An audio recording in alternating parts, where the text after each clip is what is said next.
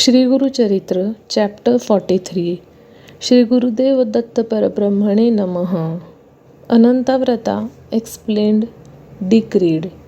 Shri Narsingh Saraswati Guruji, addressing Sayadeva, said thus: Hey dear disciple, the glory of Anantavrata is boundless.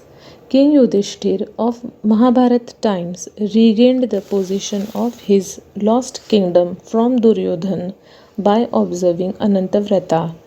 Besides, many virtuous people have been observing Anantavrata since long with great fervor, joy, faith, and devotion.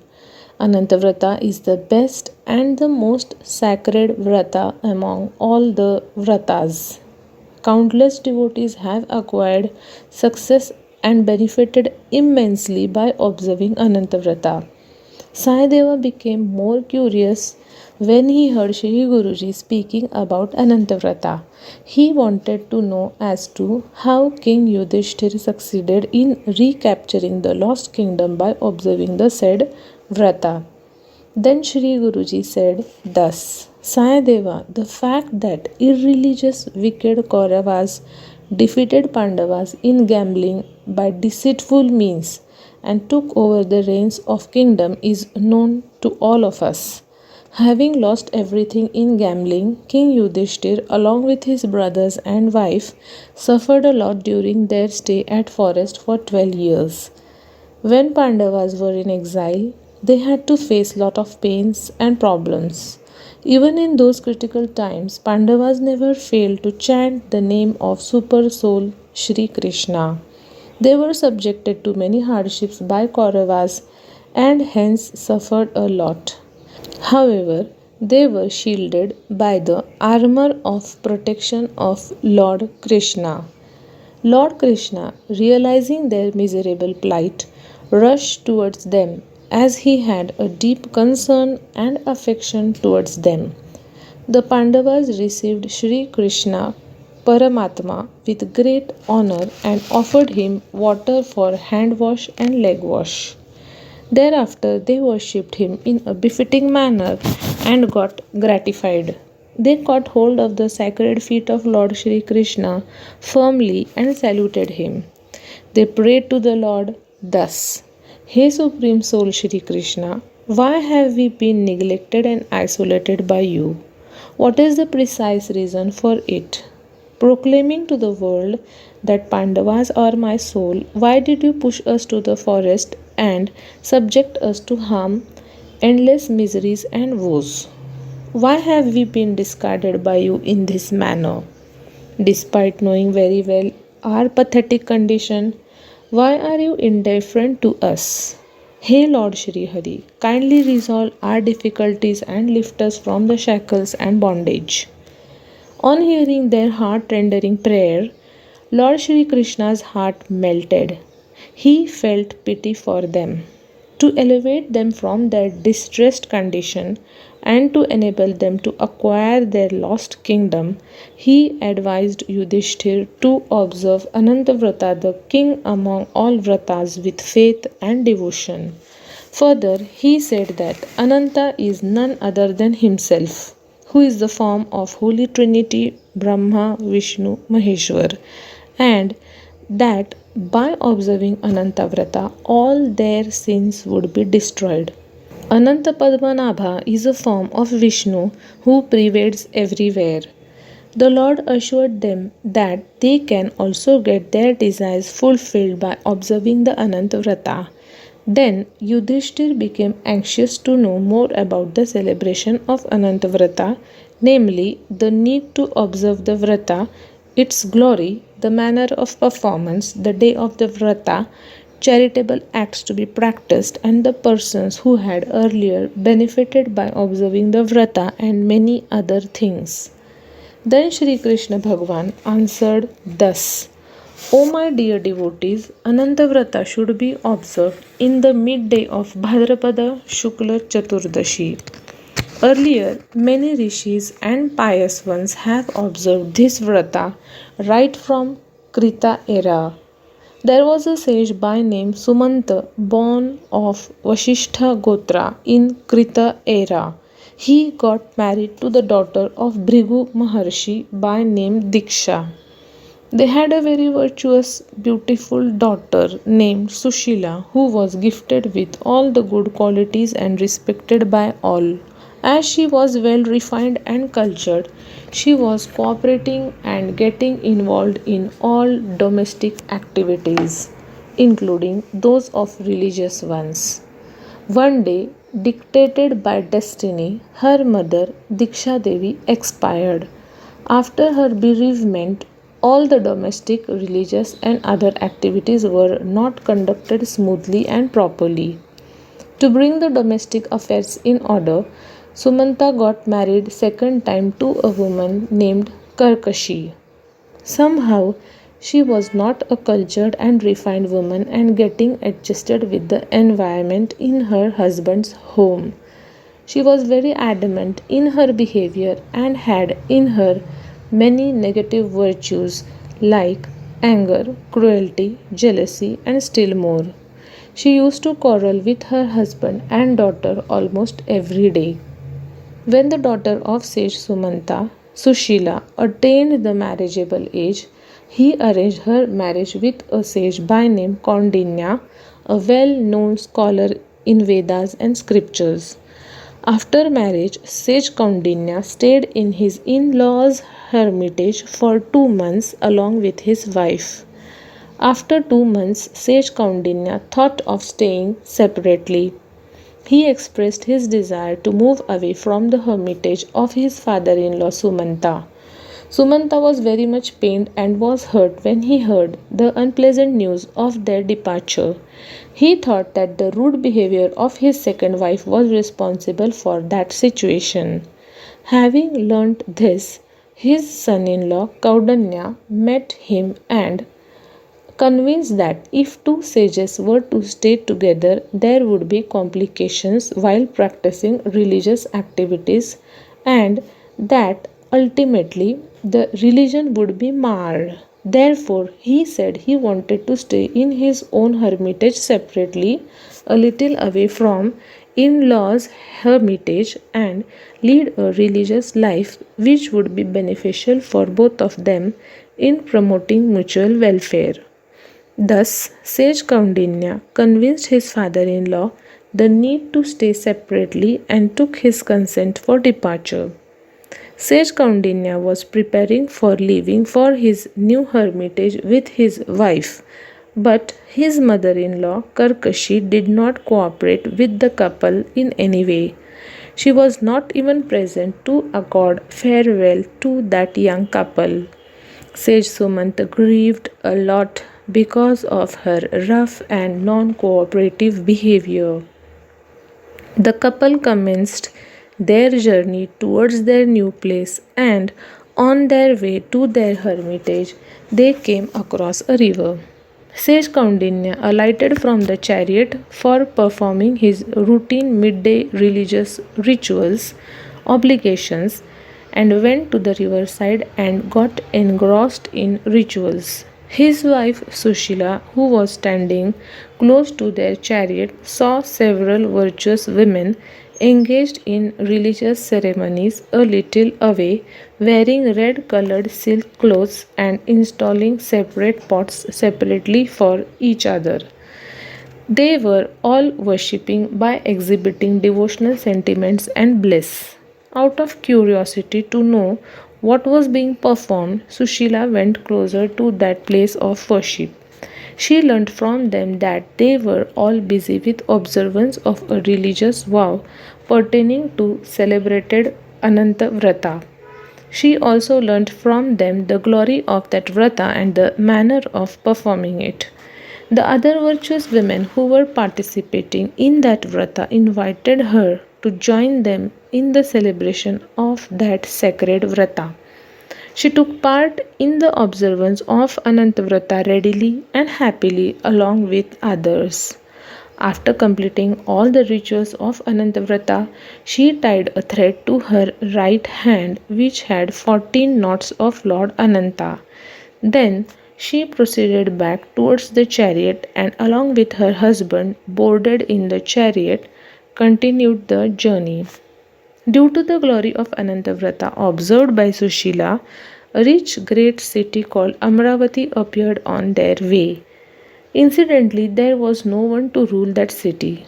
When they were proceeding towards that city, the residents of that area approached and persuaded them to take over the reins of that city. The Kaundinya couple accepted their offer and started ruling that province.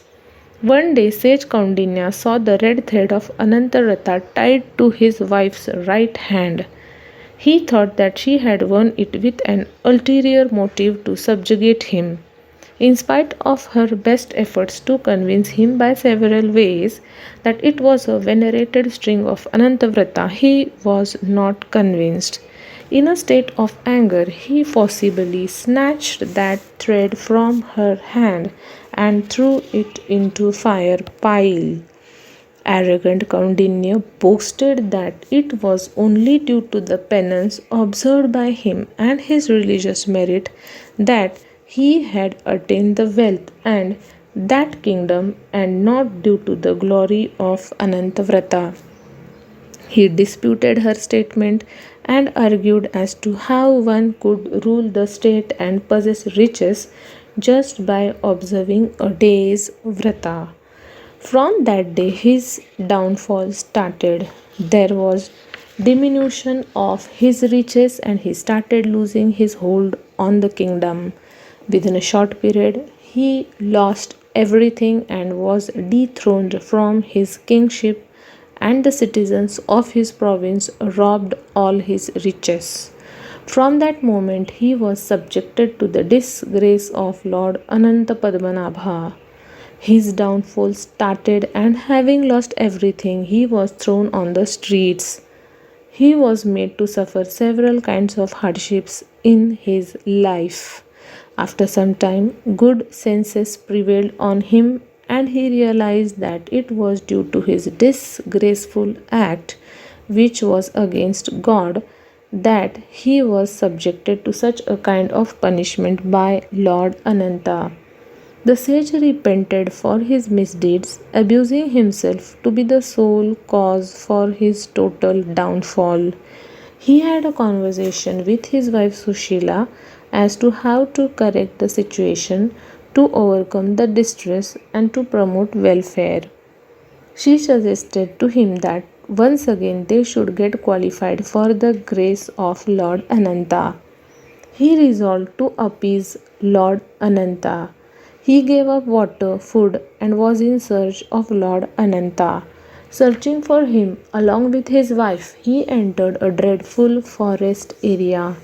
While he was wandering in the forest in search of Lord Ananta, he saw a mango tree full of mangoes. However, not even an insect or worm hovered around that tree, let alone human beings. Even that tree was grieving a lot for Lord Ananta. When he moved further, he came across a quite green pasture. Near to that, he saw a cow and a calf. However, to his utter surprise, they were not touching even a blade of grass, despite the fact that they were suffering from acute hunger. They too wished to have the vision of God Ananta. From there, he moved further, and while passing through a spot, he happened to see an ox in a miserable condition. It too requested sage Kaundinya to convey its pathetic condition to Lord Ananta. When he proceeded further, he saw twin beautiful water ponds which were side by side filled with pure drinking water. Surprisingly, the water was not flowing out of the ponds but was stagnated in the pond only. However, no one was seen touching the ponds. Those two ponds also prayed Kaundinya to tell their miserable plight to Lord Ananta. Then, on the way, he saw a donkey and an aged elephant. Even they were remembering Lord Ananta. In short, none of them had so far met Lord Ananta. Kaundinya was greatly disturbed and disappointed due to tiresome long journey that he had undertaken and the fasting he observed. He was left with no energy. He was suffering from acute hunger and thirst. He was even ready to sacrifice his life for the sake of Lord Ananta. When he was marching forward by constantly remembering Lord Ananta, due to weakness he collapsed on the ground. Meanwhile, an aged Brahmin arrived there. He told sage Kaundinya that he would take him to Lord Ananta, who is the refuge and strength for everyone. He caught hold of his hand and entered a cave. He disclosed his real form there. Sage Kaundinya was delighted to see Lord Ananta verily in his presence. He lied down on the lotus feet of the Lord and very humbly eulogized him. The sage prayed to the Lord to pardon him for all his misdeeds and offenses and elevate him from this world. The Lord, who was pleased by his progress, favored him with wisdom, riches, and the lasting refuge in his own abode, that is Vaikuntha. Kaundinya gave an account of all the strange scenes he had witnessed while passing through that forest route and sought clarification from the Lord for their pathetic condition. Then Lord Ananta clarified to him that their misdeeds and sinful acts in the past birth were solely responsible for their present miserable conditions in the life. However, since they happened to meet Kaundinya, the Lord said, they too have been exonerated from their sinful behavior of the past. Referring to Kaundinya, Lord Ananta said, O sage, now you may return to your hermitage and observe the Anantavrata devotedly without break for 14 years. You will be purified and released from all sins by observing the Vrata. Besides, you will be possessed with everything in your life, and at the end, you would be eligible for best recourse. In the end, you shall be born in heaven and assume the status of a star, named Punarvasu, and blaze in the sky perennially. And thus blessed him. Sage Kaundinya rejoiced for the fact that he attained the highest and that his life had been transformed in a fruitful way. This way, Sage Kaundinya, on account of the merit earned from observance of Anantavrata, ruled his kingdom for a long period. At the end, he got qualified for heavenly pleasure too. Thus, Lord Shri Krishna said to Yudhishthir about the Anantavrata and advised him to observe the same along with his family members devotedly so that he can regain his glory of the past. As per the advice of Shri Krishna, Pandavas observed the Anantavrata with ardent devotion and got back their princely grandeur, affluence, and led a very happy long life.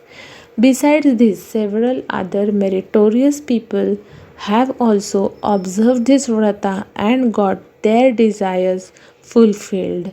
Then Shri Guruji told, Hey Sayandeva, you too have to observe this vrata and subsequently initiate your elder son into this vrata.